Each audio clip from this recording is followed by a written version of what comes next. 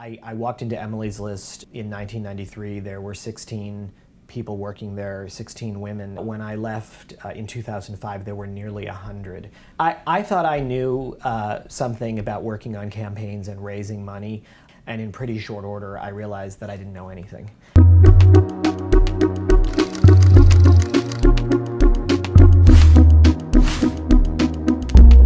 When I started at Emily's List, there were always conversations within the Democratic Party about a woman who was perhaps the right profile, but unlikely to get the resources.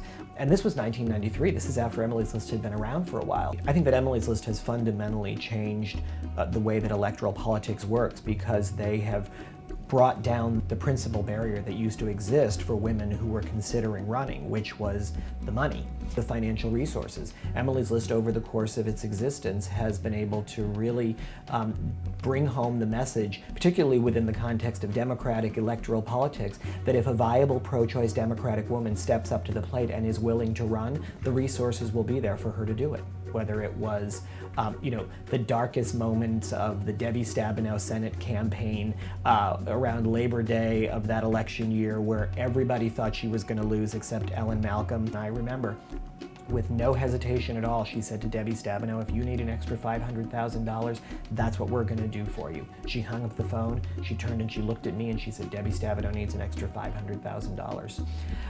And that's what we did. We got her an extra $500,000 and she won.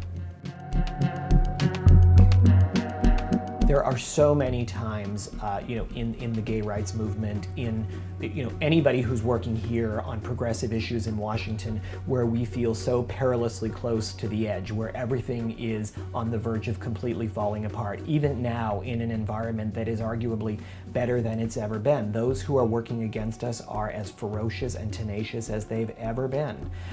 And more often than not, success is all about who has more sheer will. Who has the ability to never blink and never say die and never step away from the fight. And anytime that I feel like we've been successful here, or I personally have been successful here because I didn't blink first, or because I was unwilling to step back from that fight, or I was unwilling to give up, it is because of an experience that I had at Emily's List.